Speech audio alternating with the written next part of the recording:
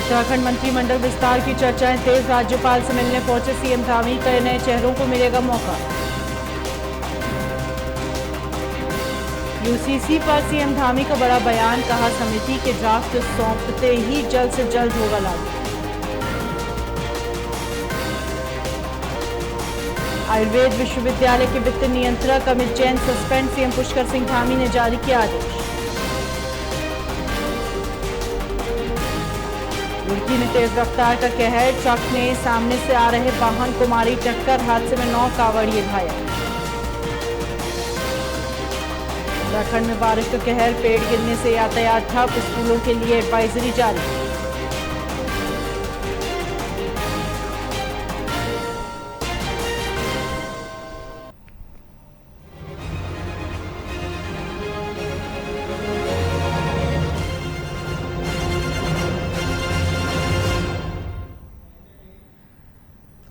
नमस्कार, स्वागत है आपका। आप देख रहे हैं उत्तराखंड लाइव, मैं हूं आपके साथ है ना। आज उत्तराखंड के 4 जिलों में भारी बारिश का ऑरेंज अलर्ट जारी किया गया है। हरिद्वार में भारी बारिश के कारण जनजीवन अस्त व्यस्त हो गया।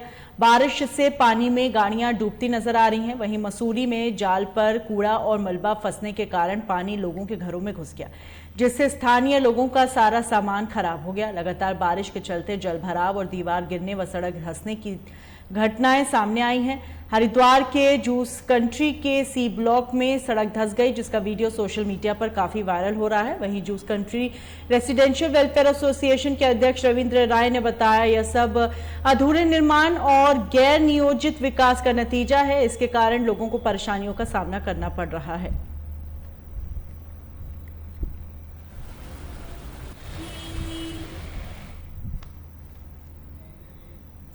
खबर जनपद चमोली के विधानसभा थराली के विकासखंड नंदानगर की है, जहां लगातार बारिश के चलते ग्रामीण क्षेत्रों को जाने वाली सड़कों का हाल बेहाल है। चमोली विकासखंड नंदानगर कनोल मोटर मार्ग लगातार हो रही बारिश के चलते पूरा डूब चुका है और ग्रामीणों ने जुगाड़ लगाकर तख्ते से आवागमन कर रहे हैं। दरअसल कनोल गांव को जाने वाली सड़क पर इस नाले पर पुल बनना है, जो कि अभी तक नहीं बना। बरसात से पहले तो लोग कच्ची सड़क से ही आवागमन करते रहे, लेकिन अब बरसात ने इस नाले को बहाकर लोगों के आवागमन को मुश्किल कर दिया है और अब लोग पैदल ही दूसरे अन्य रास्तों से आवाजाही कर रहे हैं।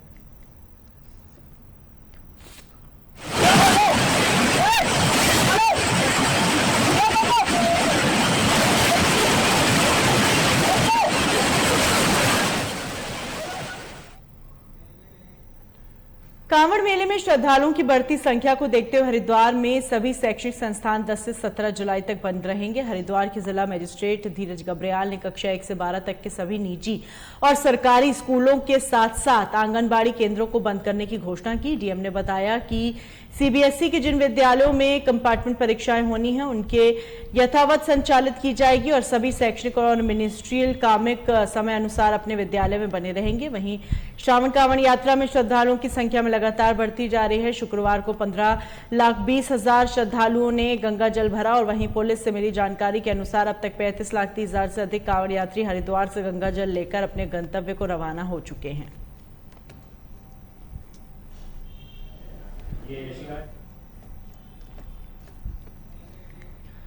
धर्मनगरी हरिद्वार में चल रहे कांवड़ मेले के दौरान तरह तरह की कांवड़ देखने को मिल रही हैं। कोई मनोकामना पूरी करने के लिए कांवड़ उठा रहा है तो कोई मनोकामना पूरी होने के बाद। मगर उत्तर प्रदेश शामली से हरिद्वार पहुंचे कांवड़ियों ने अपनी मनोकामना नहीं बल्कि देश के शहीदों के लिए कांवड़ उठाई। कांवड़ियों के नाम है विजय हिंदुस्तानी, जिसने न केवल अपने शरीर पर 251 शहीदों के नाम गुदवाकर टैटू बनवाया, बल्कि 51 छोटे तिरंगे झंडे भी पिन से गोद कर शरीर पर चिपकाए हैं। विजय हिंदुस्तानी का कहना है, देश की रक्षा करने वाले वीर जवानों की सलामती की मनोकामना लेकर ही वो कांवड़ लेने हरिद्वार पहुंचे हैं।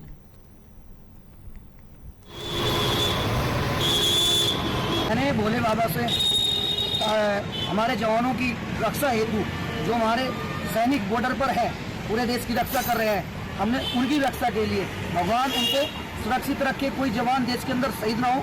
जो जवान शहीद हो जाता है उसकी माँ से पूछकर देखो, उसकी माँ के आंसू पूरे जीवन निकलते हैं। तो भोले बाबा से यही कृपा करते हैं कि कोई हमारा देश का जवान शहीद ना हो, बल्कि देश आगे बढ़े और देश फतेह हासिल करे। और सोच के ये हमने 51 तिरंगे बोल रखे थे कि अब की बार कांवड़ पे सैनिक की सुरक्षा हेतु हम कांवड़ लेके आएंगे उनकी रक्षा के लिए। 2019 के बाद में जितने भी सैनिक शहीद हुए हैं पुलवामा घटनाओं तमाम जवानों के नाम गुदे हैं। और मैं तो कहता हूँ सरकार तो टाइम समय लगाती है वॉर मेमोरियल बनाने में, लेकिन मेरा शरीर जब तक है जान शरीर के अंदर तब तक ये सारे शहीद भाई मेरे साथ में रहेंगे, उनमें अंकित है।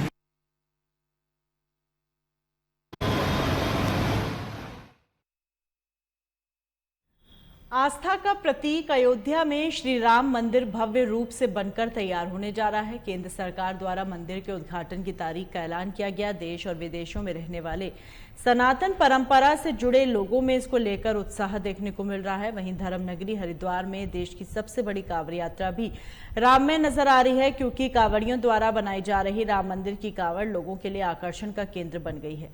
राम मंदिर की भव्य कांवड़ बनाने वाले कारीगर कुमार साहू का कहना है लगभग 36 वर्ष हो गए हैं इस कार्य को करते हुए। पूरे भारत से लोग उसे कार्य करने के लिए बुलाते हैं। उनका कहना है कांवड़ मेले में मंदिरों की कांवड़ बनाने की प्रेरणा केदारनाथ त्रासदी के बाद मिली और उससे केदारनाथ के उस स्वरूप को दिखाने का प्रयास किया जो वास्तविक है।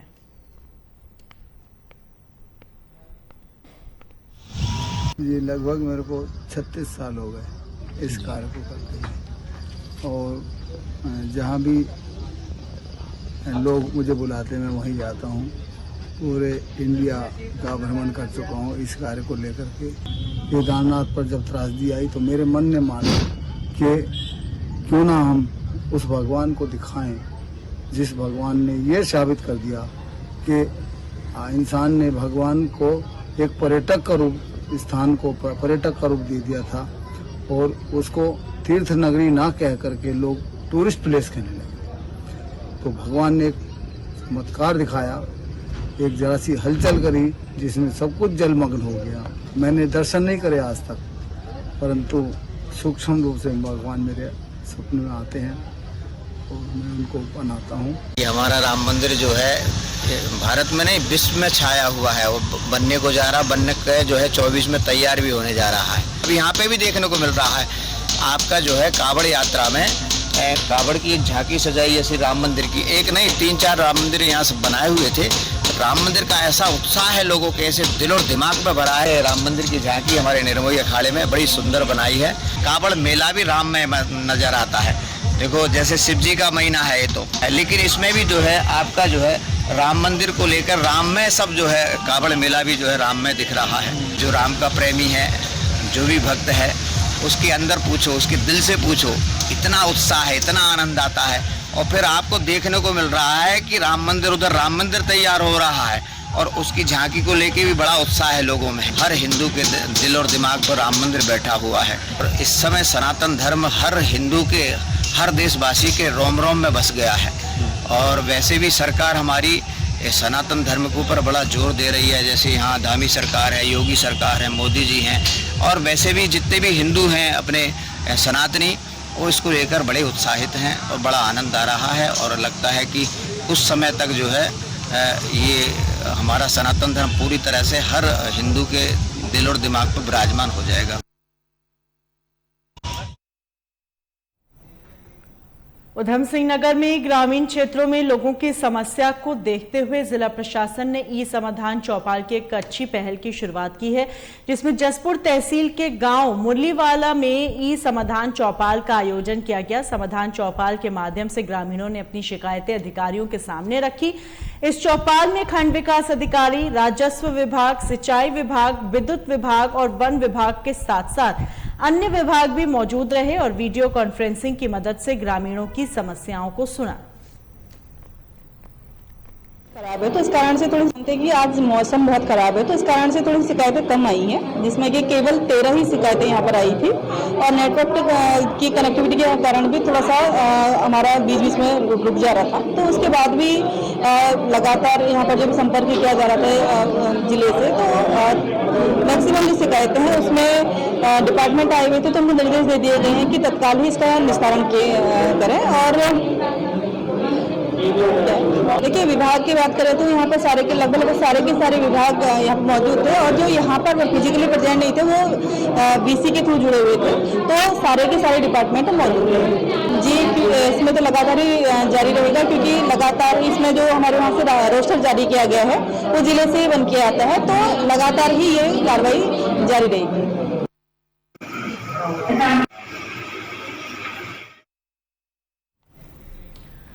संवैधानिक संस्थाओं का हनन और राहुल गांधी को चुनाव लड़ने से रोकने की साजिश से नाराज काशीपुर के कांग्रेसी कार्यकर्ताओं ने महाराणा प्रताप चौक पर प्रधानमंत्री नरेंद्र मोदी का पुतला फूंककर अपना आक्रोश व्यक्त किया। और वहीं कार्यकर्ताओं ने आरोप लगाया कि भाजपा के शासनकाल में संवैधानिक संस्थाओं पर लगाम लगाई जा रही है। सत्ता के नशे में पूरे देश के प्रधानमंत्री संवैधानिक संस्थाओं को तानाशाही की तरह से इस्तेमाल करते हुए लोकतंत्र की हत्या कर रहे हैं। देश में राहुल गांधी लोकतंत्र को बचाने के लिए काम कर रहे हैं, जबकि भाजपा और उसके नुमाइंदे लोकतंत्र की हत्या कर रहे हैं।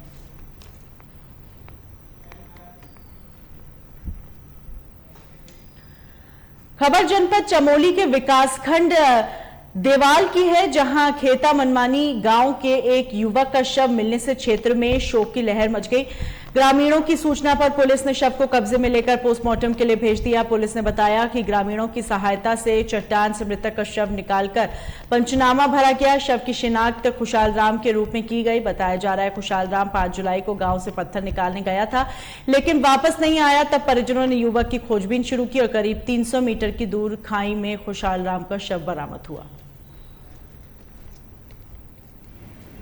व्यक्ति का शव जो है चट्टान में गिरा हुआ है। तो इस सूचना पर हम फोर्स के साथ वहां पहुंचे हैं। सड़क से करीब 5 किलोमीटर दूर जंगल में व्यक्ति का शव मिला, जिसकी पहचान खुशहाल राम सन भवानी राम निवासी मानवती के रूप में हुई है। वो सड़क से करीबन 300 मीटर के नीचे खाई में गिरा हुआ था, डेड था सभी। उसको निकालकर पंचनामा पोस्टमार्टम किया गया। गाँव वालों की सहायता से उसको सड़क पर लाया गया। वहाँ पे मालूमात करने पर पता चला है कि वो 5 तारीख को घर से घन और सब्बल लेके अपने मकान के लिए पत्थर निकालने के लिए जंगल में जो भी पत्थर की खान है उसके लिए गए थे, और तब से वापस नहीं आए। तो गाँव वाले ढूंढते रहे उनको 5 तारीख से। तो कल 7 तारीख को सुबह में उनके मोबाइल और कुछ पैसे जो उनकी जेब में होंगे वो नीचे सड़क के नीचे गिरे हुए, तो किसी गांव वाले को मिले। फिर उसकी तलाश की तो बॉडी नीचे पड़ी हुई थी। सबको 12 लोग ने अभी पंचनामा भर के कल ही जो है पोस्टमार्टम के लिए भेज दिया।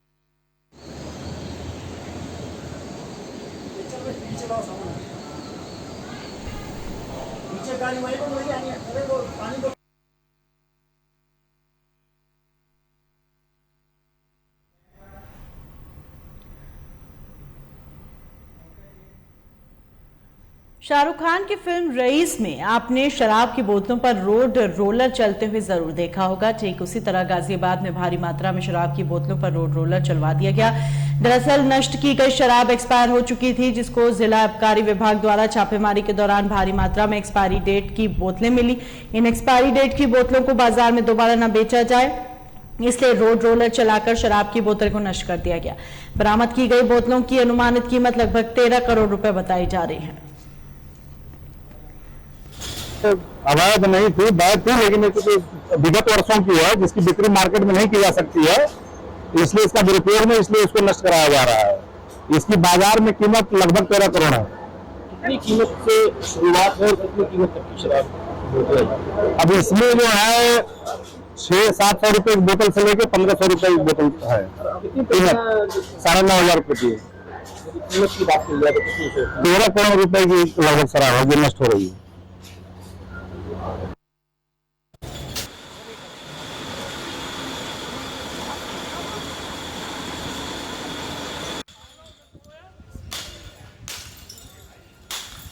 अंशुल मशीनरी जॉब वर्क पर 3 बदमाशों ने जमकर तांडव मचाया। फैक्ट्री से गार्ड को बंधक बनाकर करीब 50 लाख रुपए का स्क्रैप लूटकर फरार हो गए।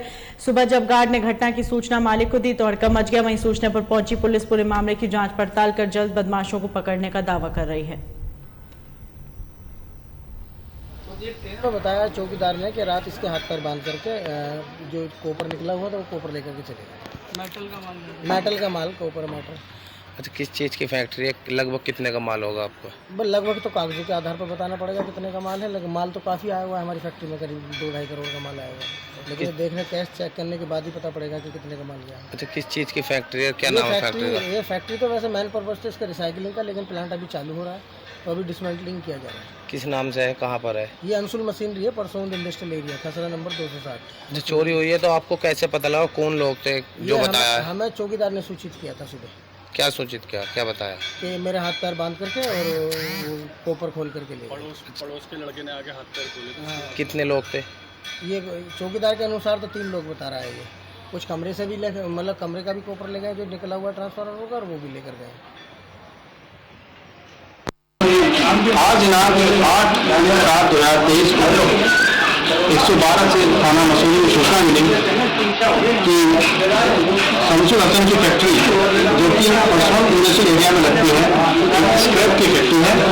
इसमें यहाँ के चौकीदार को बंधक बनाकर स्क्रैप माल की चोरी हुई है, जिस पर मैं और थाना प्रभारी मैं फोर्स की जाँच की है, मौके पर आए हैं। यहाँ के जो मालिक ने पहले 50 लाख की चोरी की बात बताई थी, अब इन मौके पर बता रहे हैं कि माल जो है 8 से 10 लाख का है। पूरे प्रकरण की जांच की जा रही है। बाद जांच सुसंगत धारा में मुकदमा पंजीकृत कर आवश्यक वैधानिक कार्रवाई की जाएगी।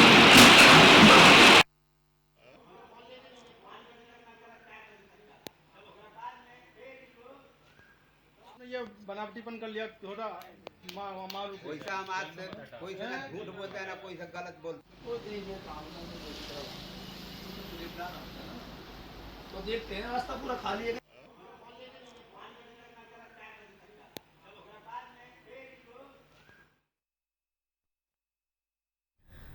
फर्रुखाबाद में गंगा नदी का जल स्तर बढ़ने से ग्रामीण परेशानियों से जूझ रहे हैं। कब्रिस्तान की सैकड़ों कब्रें गंगा नदी की गोद में समा गईं। किसानों की हजारों बीघा जमीन जलमग्न है। वहीं कटान की वजह से ग्रामीणों की नींद उड़ गई है।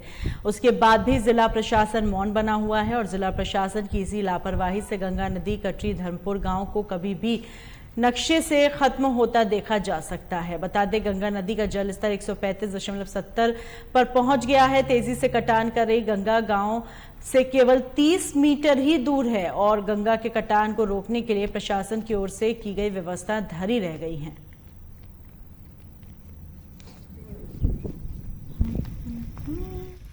सरकार सुनी नहीं, आते हैं चले जाते हैं, ये सब कटे जा रहे हैं। मामला कब्रिस्तान सब कट गया। सब शिकायत नहीं की किसी तुमने? शिकायत तो सब हुई, आते हैं अधिकारी चले जाते हैं, काम कुछ नहीं हो रहा। 10 बीघा से ऊपर था, अब कट के 1 बीघा बचा हुआ है। 1 बीघा। समस्या सर ये है, गंगा जी का कटाव लगा हुआ है, कतई गांव के करीब आ चुका है। कब्रिस्तान 18 बीघे सब कट चुका है। अब खेती सारी जा चुकी है। आदमी समझ ले आज इस टाइम पैदल है कतई। सरकार हमारी कोई सुनवाई नहीं कर रही है। कितनी खेती कट गई होगी? खेती लमसम कम से कम 2500 बीघे कट चुकी है खेती। ये समझ लो खेती किसान के पास सब कट चुकी है, गांव की सब गाँव की कट चुकी है। कभी पैदल है। कटान तो लगा यहाँ समझ लो 5 साल बहुत समझ लो यहाँ कोई सुनवाई नहीं हमारे लोगों की भैया हुई। और समझ लो बहुत दिक्कत में समझ लो करीबन 18 बीघे तकिया ये भी कट चुका और समझ लो जमीन जो भी कट चुकी। हमारे लोगों को यहाँ सुनवाई नहीं किसी मसले को कोई सुनवाई नहीं हो रही। हाँ, कोई सुनवाई नहीं हो रही। समझ गांव से कितना गंगा का पानी कितना दूर रह गया है? करीब आ गया समझ लो, दूर कहाँ रह गया समझ लो, पास में बिल्कुल। हाँ, कभी बिल्कुल पास में समझ लो है गंगा। ये समस्या साहब ये है, मतलब ये ठोके लगा के चले गए हैं, बिल्कुल गांव करीब में, रात में नींद नहीं आती है लोगों को, बच्चे या छोटे छोटे किनारे लेटते हैं और ये गांव बिल्कुल करीब है, कटमता बिल्कुल पास लगा हुआ। ठेकेदार जब से गए लौट नहीं आया दोबारा। ये एक बार ये साहब आए तो कहेगा यार यहाँ ठोकर दोबारा लगेगी, मेरा जोर लगा पड़ा, ये कटान हो रहा है, ये बिल्कुल आने नाम ही देते, कोई नहीं आ रहे, कोई नहीं आ रहे यहाँ पे, कोई अधिकारी नहीं, कोई भी नहीं आ रहा है यहाँ साहब।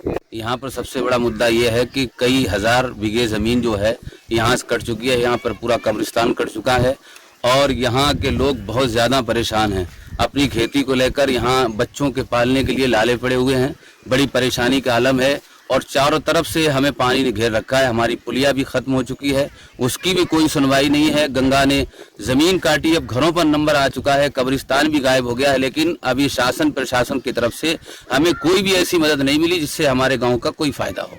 Thank you.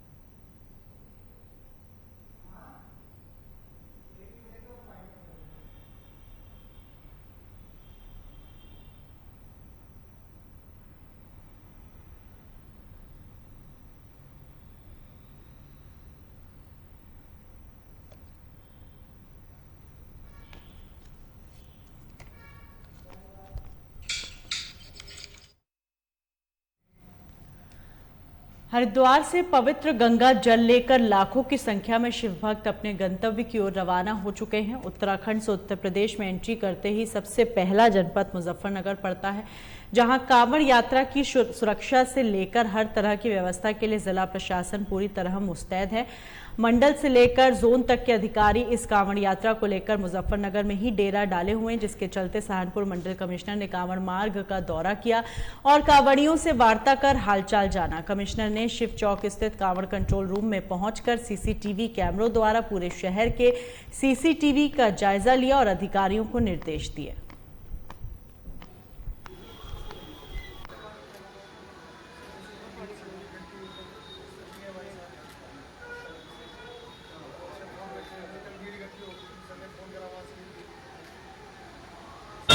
देखिए, आज तो मैं जितनी तैयारियां हैं कांवड़ को लेकर उन सबका मैं जायजा अपने स्तर से भी ले रहा हूं। वैसे इससे पूर्व भी मंडल स्तर पे और बाद में राज्य स्तर पे भी मतलब इसकी समीक्षाएं की जा चुकी है। तो कांवड़ के लिए जो तैयारियां की गई है वो अभी जो है धरातल पर अभी दिखाई दे रही हैं। तो मैं अभी सहारनपुर होते हुए अभी मुजफ्फरनगर की भी तैयारियों का जायजा ले रहा था और मैं देख रहा हूँ कि यहाँ पे अच्छा मतलब जो है व्यवस्थापन जिला प्रशासन द्वारा किया गया है। जगह जगह पर शिविरों के आयोजन, शिविरों में जो आवश्यक सुविधाएं होनी चाहिए उनकी उपलब्धता, ट्रैफिक का व्यवस्थापन और रास्ते में प्रकाश व्यवस्था, ये सारी चीज़ों की व्यवस्था मैंने देखी है और जिला प्रशासन ने काफ़ी अच्छा मतलब जो है यहाँ पर इंतजाम और तैयारियाँ होनी ये सारी की हुई है। और आज मैं स्वयं यहाँ पर ऐतिहासिक शिव चौक में आकर अपना जो है शिव जी के समक्ष मैंने अपना नमन किया है और यही आशा की है कि भाई समाज के सभी लोग इस कांवड़ यात्रा को सफल बनाने के लिए अपना योगदान देंगे। और मुझे लगता है कि बहुत अच्छी तरीके से हम लोग जो है कांवड़ यात्रा का आयोजन जो है इस जनपद में और इस मंडल में अच्छी तरीके से कर पाएंगे। डीजे कांवड़ को लेकर बड़ा संशय बना हुआ है सर, कि शहरी क्षेत्र से आएंगे कि बाहर से आएंगे? नहीं, मैं समझ नहीं पाया आपका। जो डीजे कांवड़ होती है, बड़ी कांवड़ होती है, उनको लोग लेकर लोगों में संशय बना हुआ है कि शहर के अंदर से नहीं आने देते। नहीं, डीजे का जो ये होता है साइज होता है उस पर तो नियंत्रण किया गया है। उसमें से जो आवाज़ का जो लेवल होता है उसको भी नियंत्रित करने के लिए प्रयास किए जा रहे हैं। तो ऐसा नहीं है कि अनियंत्रित रहेंगे। इसमें जिला प्रशासन के अधिकारी, पुलिस अधिकारी, सभी डीजे संचालक और जो चालक होते हैं उनके साथ में समन्वय बनाए हुए हैं। तो डीजे अगर आ भी जाते हैं तो नियंत्रित मात्रा में और नियंत्रित ध्वनि का मतलब जो लेवल को देखते हुए अपना संचालन करेंगे। सर, अपील कोई जनता से? अपील मेरी आप सबके माध्यम से यही है कि इस कांवड़ यात्रा को, इस पावन कांवड़ यात्रा को हम सब लोग मिलकर इसको सफल बनाएं, कांवड़ियों को किसी प्रकार की परेशानी ना हो और उनका अनुभव जो है इस मंडल से गुजरते हुए सबसे अच्छा रहे, इसलिए हम लोग प्रयास कर रहे हैं। और इसमें जनता की और समाज के सभी तत्व का जो है इसमें हम लोगों को सपोर्ट मिल पा रहा है। तो मेरी अपेक्षा यही है कि और निवेदन यही है कि इसी तरह से हम लोग साथ मिलकर इसका आयोजन करते रहें और अच्छी तरह से कांवड़ यात्रा सफल बनाएं। क्या व्यवस्थाएं प्रशासन की तरफ से की गई है? और निश्चित रूप से अगर ये पिछले सालों में भी की गई है और इस साल भी करने में कोई समस्या नहीं है, जरूर होगी।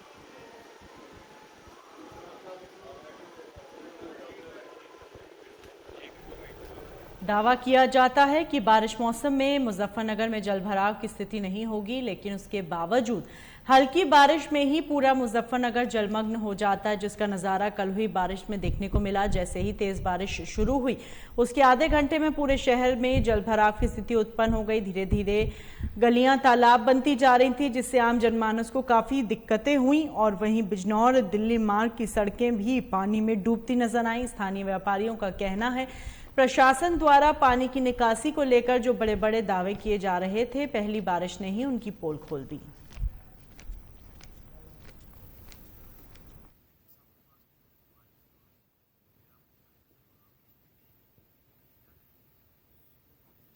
कई दावे किए गए थे कि जो जल निकासी की समस्या है उसका समाधान प्राथमिकता के तौर पर किया जाएगा, लेकिन देखते क्या है कि जब भी बारिश होती है पूरे गली मोहल्ले और बाजारों में पानी भरा होता है और पानी की स्थिति यह है कि ग्राहक का आना बिल्कुल, ग्राहक तो आता ही नहीं है और दूसरा मंदी का दौर है, उसके बाद व्यापारी वैसे ही परेशान है, उसके बाद बारिश से वो पानी भरे होने से ज़्यादा परेशानी की दिक्कत पैदा होती है, जिससे सारी जनता और आम जनता परेशान है। आने जाने के रास्ते बंद हैं, चारों दिशाओं में पानी भरा हुआ है मीरापुर के।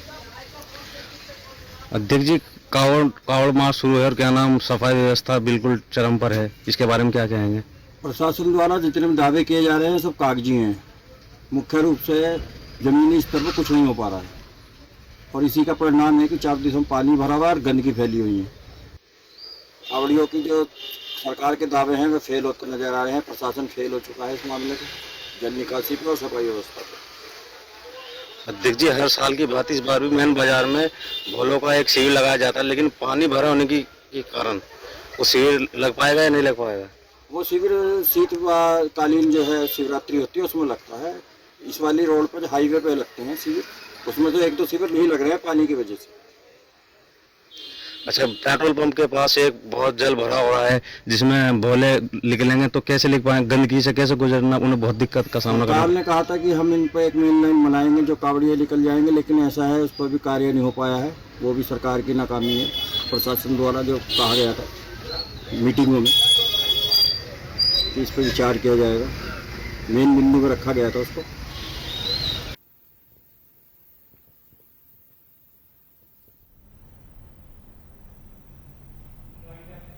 इन्हीं खबरों के साथ बुलेटिन में फिलहाल इतना ही। दीजिए इजाजत।